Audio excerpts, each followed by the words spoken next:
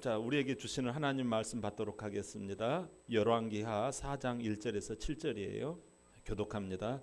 선지자의 제자들의 아내 중에 한 사람이 한 여인이 엘리사에게 부르짖어 이르되 당신의 종 나의 남편이 이미 죽었는데 당신의 종이 여호와를 경외한 줄은 당신이 아시는 바니이다. 이제 빚준 사람이 와서 나의 두 아이를 데려가 그의 종을 삼고자 하나이다 하니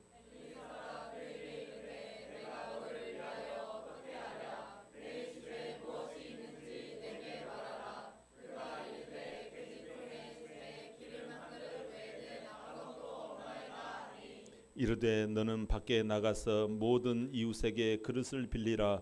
빈 그릇을 빌리되 조금 빌리지 말고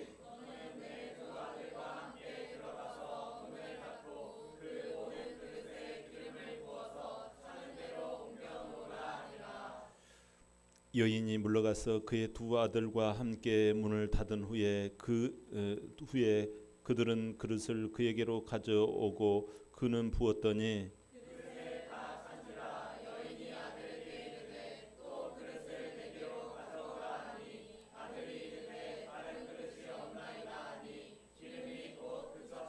다 함께 그 여인이 하나님의 사람에게 나아가서 말하니 그가 이르되 너는 가서 남은 것으로 생활하게 했더라. 아멘. 자, 오늘 말씀의 제목을 같이 한번 고백합니다. 시작. 믿음과 도움. 믿음과 도움. 제주도에 여러분 그 도깨비 도로라고 여러분 들어보셨어요?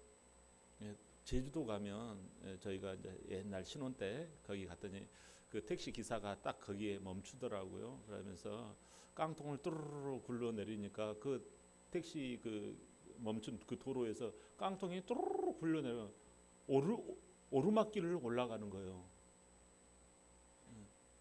아, 신기하더라고요, 여러분. 어떻게 위에서 아래로 이렇게 깡통이 내려가야 되잖아요. 근데 이렇게 위로 올라가는 거예요. 이건 주변 환경 때문에 착각, 착시 현상이 일어나는 거예요. 우리가 어떨 때 이렇게 차를 딱 주차를 하고 있는데 차가 뒤로 물러가는 것처럼 보이죠. 그건 왜 그래요? 옆에 있는 차들이 앞으로 가기 때문에 내 차는 뒤로 물러가는 것처럼 보여요. 우리 환경이 이만큼 무시를 못해요. 신앙생활을 하는 데 있어서도 환경이 굉장히 중요해요, 여러분. 오늘 하나님께서 이 엘리사 선지자가 나오거든요. 주의 종 하나님의 사람이잖아요. 이 사람이 주인공처럼 오늘 나와요. 이 스승 엘리야는 굉장히 막 불의 선지자, 위에서 불이 내려오고 막 물이 내려오고 막 그랬잖아요. 이게 엄청난 기적을 일으켜요. 근데 오늘 그의 그 제자인 엘리사, 이름이 비슷하죠. 엘리야, 엘리사. 이 엘리사 선지자가 오늘 기적을 4가지를 일으킵니다. 4장에서. 그 4가지 중에 첫 번째 소개된 이 내용이 바로 여기 이 기름, 한 기름 가지고 놀라운 역사가 기적이 일어나는 내용이 오늘 본문의 내용이거든요. 자, 그 내용은 이런 거예요. 한 신학생 일명 선지생도인 남편이 죽어버렸어요. 갑작스럽게.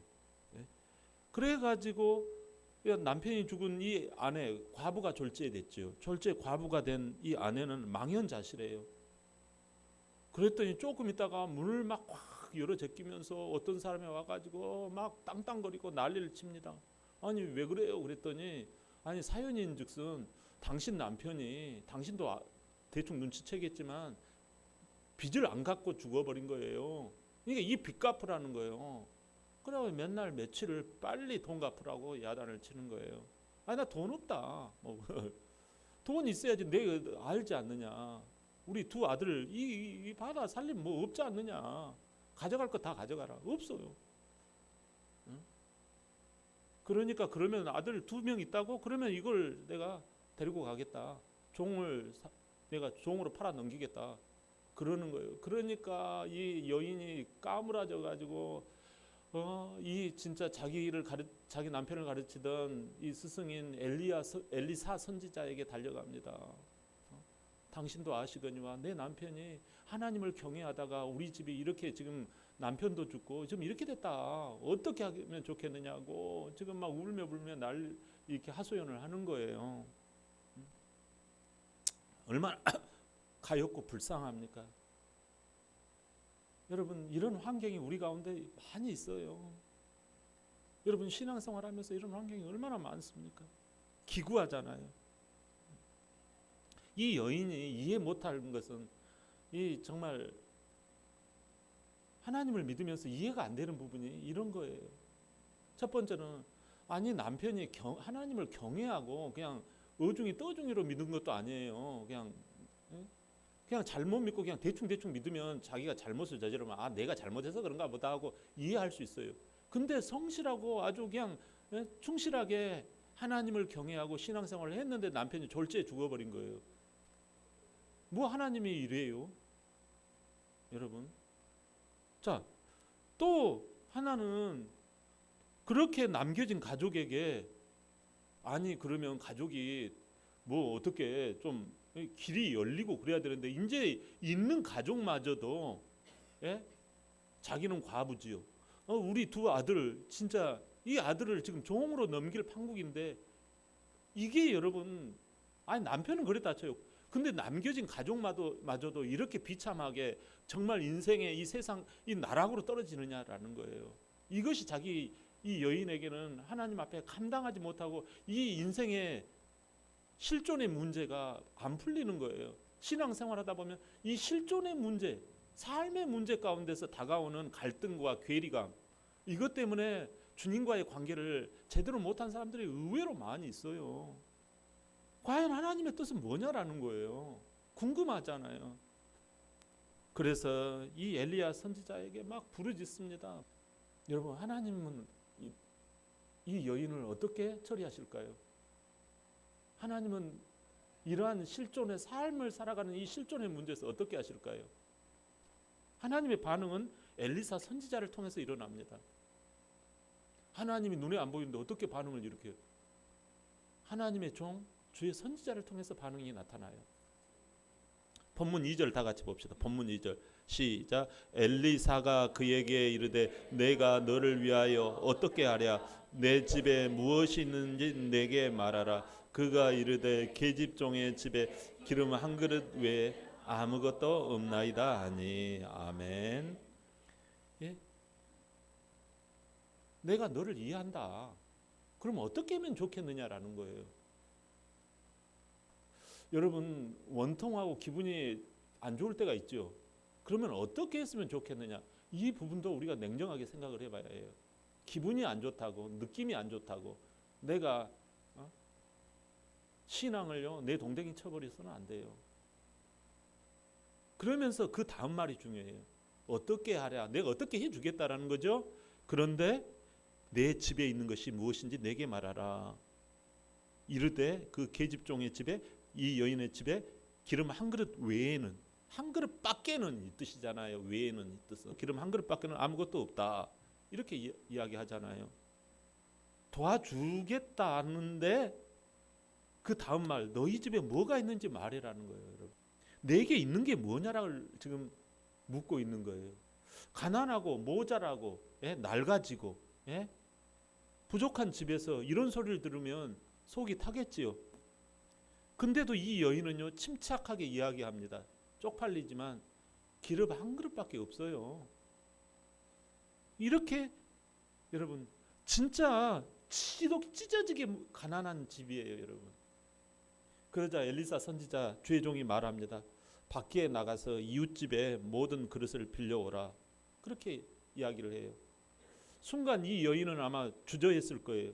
아니 남편이 죽고 지금 먹을 것도 없고 그런데 옆집에 가가지고 동네에 가가지고 집집마다 아니 음식 담을 그릇을 다 가지고 오라고 하니까 이거 여러분 열등감이 밀려오기 시작합니다. 근데 여러분 이 아내 참 대단한 아내라고 생각해요. 역시 신학생 이 아내답게 겸손하게 자기를 내려놓고 자기 마음을 진정시키고 행동에 옮겨요. 남편의 리더인 엘리사의 말을 존중해 주는 거예요. 여러분 참 귀해요. 그 다음에는 뭐예요? 이제 다른 집에 그릇 가지고 와라. 갈수록 첩첩산중이잖아요. 그런데 이 여인이 행동에 옮겨요. 참 착한 여인이잖아요. 뭐 착하다는 걸 떠나서 이 여인이 그래도 엘리사를 신뢰하고 순종해요. 이제 빌려가지고 왔어요. 그랬더니 엘리사가 한술 더 뜹니다. 이제 이 한 그릇 가지고 이 모든 빌려온 그릇을 수백 개를 다 채우세요. 그러는 거예요. 그럼 누구 지금 데리고 장난치는 거예요? 아니 기름이 한 그릇밖에 없는데 이것 가지고 이 수많은 그릇을 다 채우고 가득 채우라는 거예요. 그 말에 여인은 문을 닫아 잠그고 순종합니다. 이거 문을 닫았다라는 말은 걸어 잠갔다라는 말이에요. 마음의 결단을 의심 없이 내렸다라는 거예요. 자기가 진실대로 해보겠다라는 거예요. 이 의도가 문을 걸어 잠갔다 이 뜻이에요. 그 한 그릇의 기름을 이 수백 개 그릇에 딱 따릅니다. 그런데 웬일입니까? 계속 이게 기름이 막 철철철철 흘러내리는 거예요. 그 한 그릇 가지고 막 그릇을 계속 채우니까 아들이 갔다가 또 들이대고 막 아들이 갔다 옵니다. 여러분 그리고 결국 다 채워지는 거예요. 이건 쉽게 말하면 기적이 일어났다라는 거잖아요. 보통 사람들 이렇게 못합니다. 네게 가진 게 뭐가 있니? 그러면요, 야 진짜 완전히 나를 가지고 나를 비아냥대는구만. 야 그 그릇 가지고 야 계속 부어봐. 그러면 아유 진짜 사기치시네. 아주 미쳤어요. 나를 우습게 보시네요. 환경에도 불문하고 여러분 이 순종이 얼마나 중요하냐는 거예요. 따라합니다. 순종하는 것은 믿음입니다. 순종하는 것은 믿음입니다. 자기가 똑똑하고 영리한 사람으로 여기시는 분은 말씀 앞에 내가 손해 보리라 이걸 딱 정하셔야 해요. 내가 말씀으로 내가 조금 모질한 사람처럼 보이리라. 이게 조금 있어야 해요. 자기 내려놓음이 있어야 된단 말이에요. 자기가 너무 너무 영리하고 너무 눈치가 빠르고 막 너무 세상적인 말로 영악하다 그러죠. 손익 계산을 딱 빨리 하는 사람 신앙 안 붙습니다. 하나님이 그러시잖아요. 그런 사람을 어리석게 만든다고. 똑똑하다는 사람은 눈을 가려버린다고. 여러분 순종으로 밀어내야 합니다. 이 여인이 그렇게 했더니 한 그릇의 기름이 모든 빌린 그릇을 다 채워지는 놀라운 기적이 일어난 거예요. 이때 엘리사 선지자가 그럽니다. 이 기름을 팔아서 생활하시면 될 겁니다. 그래서 삶의 실존의 문제가 해결된 거예요. 이야기는 여기서 끝나요. 하나님의 도우심은 환경이 어떠하느냐에 따라서 도와주고 안 도와주고 하나님이 기적을 일으키시고 은혜를 베푸시고 안 베푸시고 하는 게 아니라 내가 순종하느냐의 여부에 하나님의 은혜가 임한다라는 거예요. 선지 생도의 그 남편은요, 하나님을 경외하다가 순종하다가 죽고 빚더미가 생겼잖아요. 그럼 이 사람 망했네요? 아니라는 거예요, 여러분. 이게 하늘 상급으로 쌓여지는 거예요. 그럼에도 하나님이 도와주셔서 삶을 극복하잖아요. 그 아들이 나중에 다시 선지 생도로 다시 그 길을 걸어갔을 줄 어떻게 압니까? 신명기 28장 2절 3절 한번 볼까요?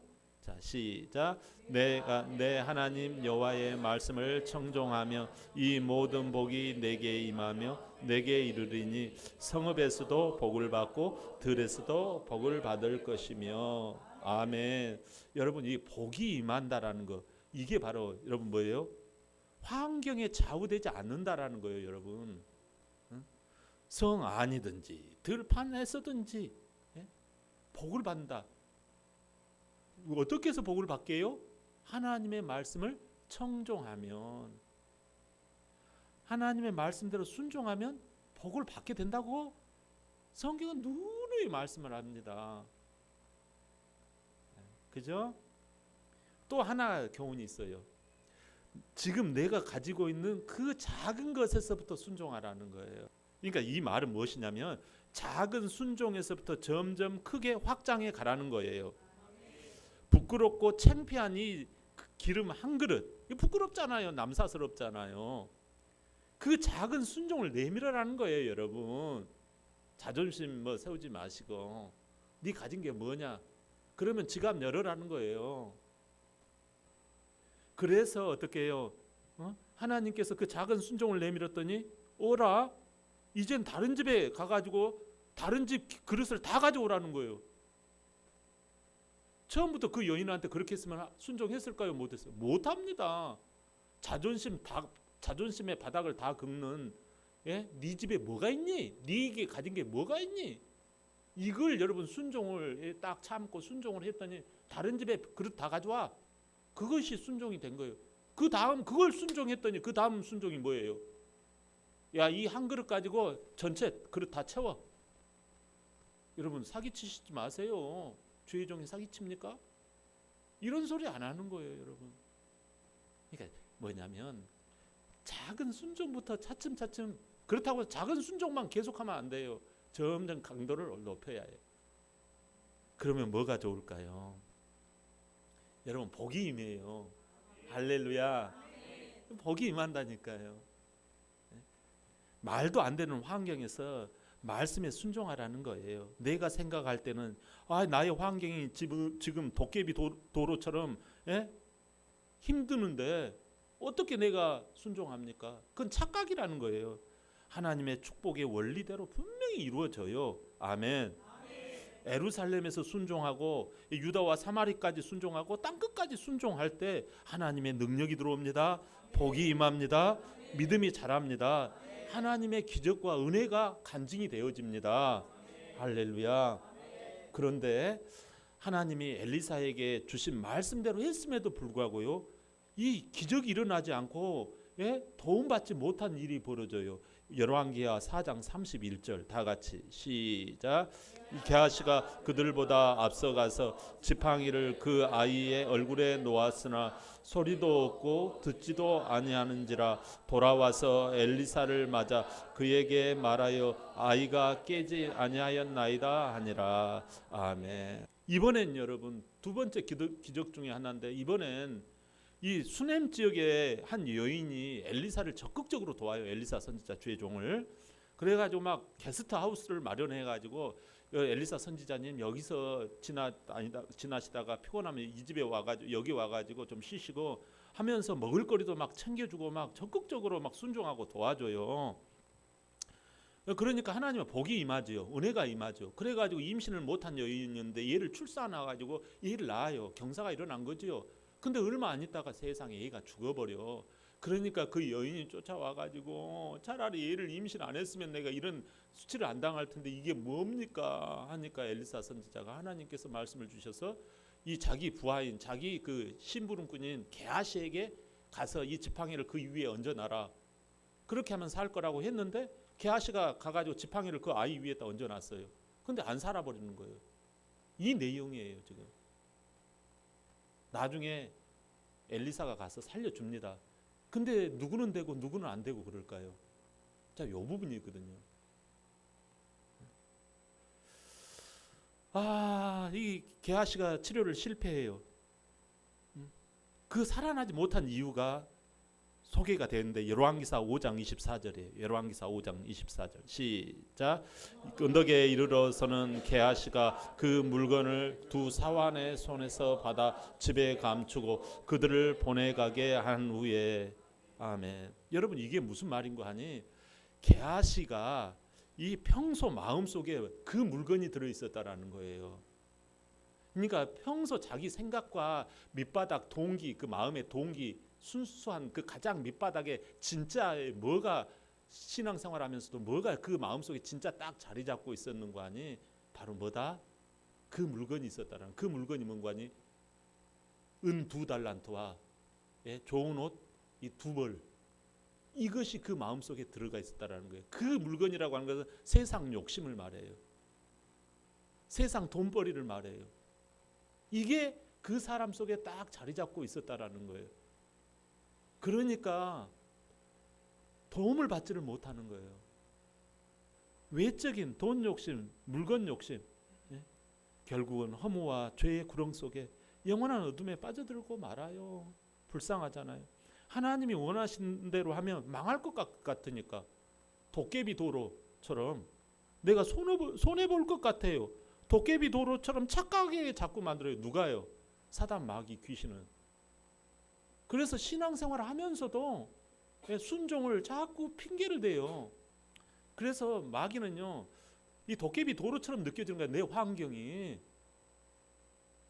불순종하는 것이 당연한 거예요. 마귀가 이렇게 우리를 도깨비 도로로 내 환경이 제일로 크다 하고 도깨비 도로로 착각하게 만든단 말이에요. 환경이. 순종하면 나는 죽을 것 같아. 그래서 마귀는 그 도깨비 도로에 이끌려서 결국 불순종의 길을 가게 만드는 거예요. 불쌍하잖아요.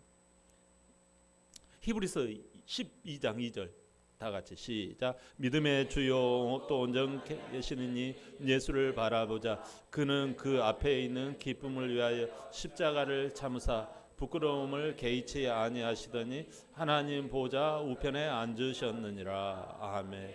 자, 여기 십자가를 참았다라는 말은, 십자가는요 죽음을 상징을 하거든요. 여러분, 죄가 있으면 하나님은 죽게 된다고 말씀해요. 죄가 얼마 정도 있으면요, 한 개라도, 심지어 여러분이 미워하는 것도 죄예요. 그거 있으면 죽게 되는 거예요. 영원한 불못에 들어가는 거예요.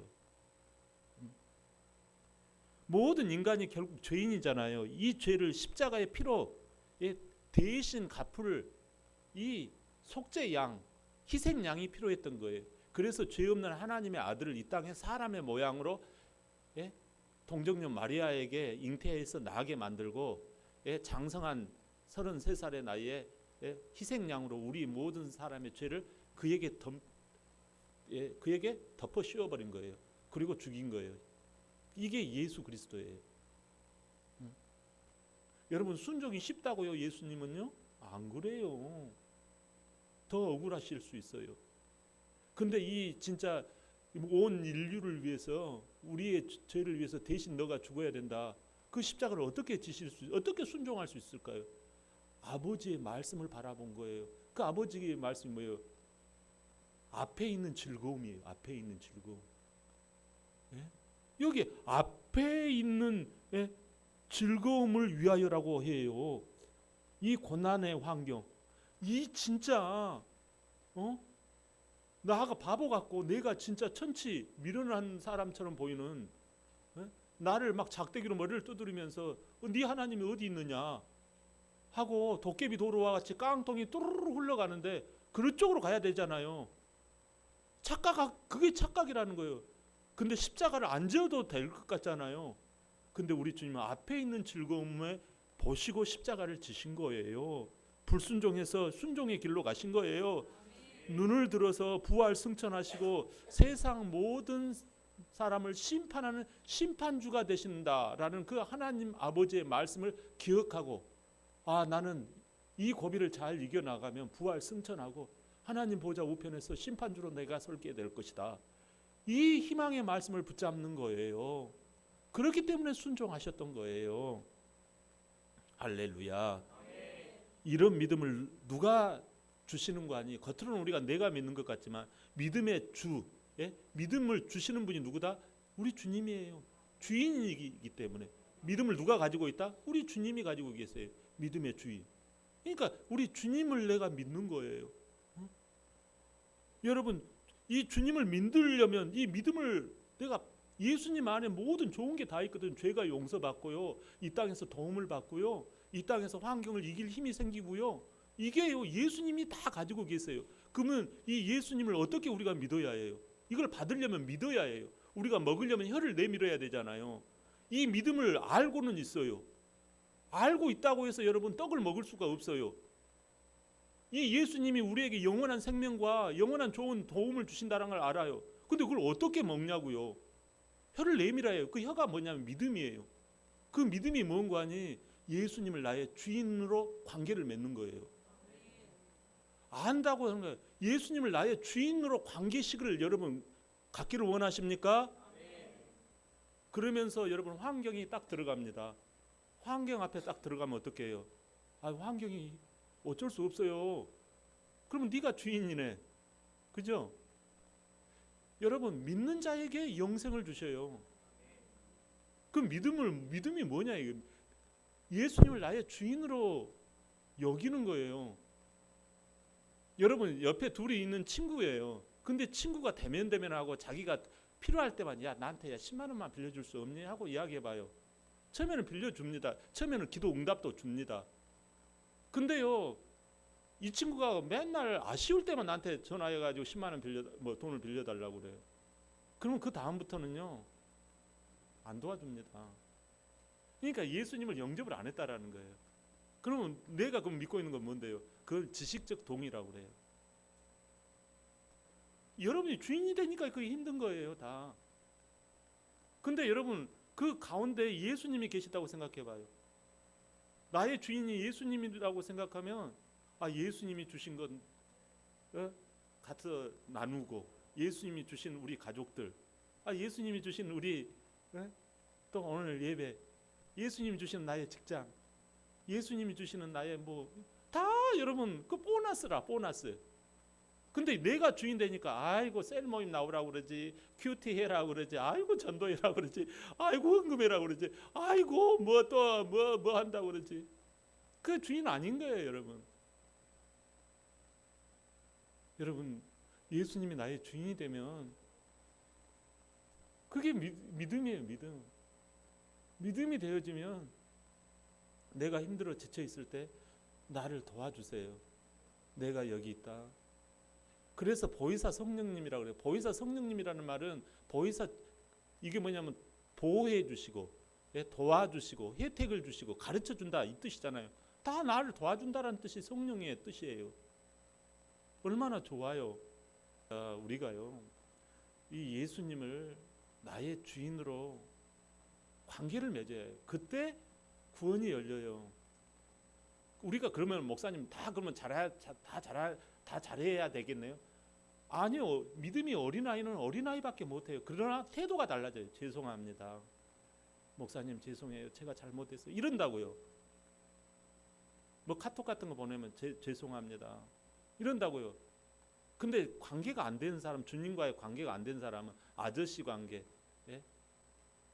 다른 어떤 꿍꿍이가 있고 다른 어떤 돈 어떤 그 물건에 대한 관심이 있는 개아시와 같은 사람은요 잠수 타버리고 쌩 까버립니다. 관계를 맺어야 된단 말이에요. 우리가 넘어지고 자빠져, 예를 들어 내가 저 친구한테 우리가 친구 관계를 맺어도 잘못할 수 있어요. 근데 친구한테 야 미안하다, 내가 네한테 맨날 아쉬울 때만 10만 원 빌려달라고 전화해서 미안하다. 너 그런 거 알고라도 있니? 너 양심은 있구나 그런다고요. 제가 정말 강조를 하는 건 관계를 맺으면 태도와 이 말이 달라진다라는 거예요. 우리 잘못할 수 있잖아요. 얼마든지. 그럼 미안해. 다음부터 이렇게 할게 하고 지키려고 노력하고, 예배만 드린다가 아니라 여러분 집에 돌아가서 걸어가면서 생각하세요. 내 옆에 주인이 계시다. 그러면 나쁜 짓을 하더라도 옛날보다는 많이 줄어들 거예요. 그래요 안 그래요? 그래서 내가 주인 삼은 모든 것 내려놓고, 그 찬양이 그래서 나오는 거예요. 그래서 오직 주인이 하나밖에 없다라는 게 기독교 신앙입니다. 크리스찬이에요 그게. 자 들어갑니다. 또 사도행전 3장에 보면 하나님의 도움이 필요할 때 도움을 잘 받은 장면이 나와요. 주님이 부활 승천하시고 현실에서 눈에 보이는 그 현실에 예수님이 안 계시는 거예요. 그러니까 현실이 어렵죠. 힘든 상황에서 베드로와 요한은 주님과의 관계를 잘 쌓아나가요. 기도와 말씀을 떠올리고 성전 중심으로 생활을 했어요. 근데 하루는 성전 그 미문 앞에서 하체를 못 쓰는 사람이 돈을 구걸하고 있는 거예요. 이 불쌍한 사람이 베드로가 그랬어요. 이보세요. 그러니까 돈을 자기에게 주는 줄 알고 빡 쳐다봅니다. 그때 베드로는 대뜸 이렇게 말을 해요. 내가 가지고 있는 것을 주겠소 당신한테 하면서 뭐를 이렇게 받으려고 하는 순간 그래요. 내가 가진 거라곤 예수 그리스도 이름뿐인데 예수의 이름으로 일어나 걸으라.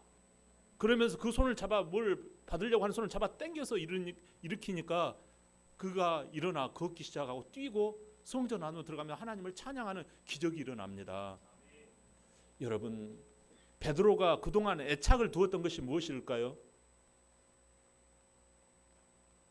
제가 이 말씀을 드리고자 하는 거예요. 여러분, 베드로가 그동안에 쌓았던 것이 무엇입니까? 그가 무슨 내공을 쌓았던 거예요? 여러분, 그가 쌓았던 것은 주님과의 관계입니다. 내가 이 주님과의 관계를 쌓지 않으면 그 물건에 세상 것에 관심이 갈 수밖에 없어. 그래서 기도하고 말씀 보고 하나님과의 관계를 짱짱하게 했단 말이에요. 세상 돈 욕심이 아니라 예수 이름밖에 없었던 거예요. 이 하나님의 말씀대로 순종하며 예수 복음을 전했던 이 믿음이 결국 하나님의 도움을 가져오는 기적의 주인공이 되었다라는 말씀이에요. 사랑하는 성도 여러분, 이 하나님의 도우심과 은혜를 받고자 우리가 예수님을 믿습니다. 교회는 주님과의 관계가 주인과 종의 사람들이 모인 곳이 교회 공동체예요. 그러면 도움을 얻고 예수님과 나와의 신뢰가 계속 쌓여 나가는 거예요. 여러분, 예수님과 신뢰가 쌓여 나간단 말은 거꾸로 이야기합시다. 여러분, 예수님과 신뢰가 쌓이면 아울러 교회와의 신뢰가 쌓이는 거예요. 여러분, 교회와의 신뢰가 쌓여지면 여러분 하나님과의 신뢰가 주님과의 신뢰가 제대로 되는 거예요.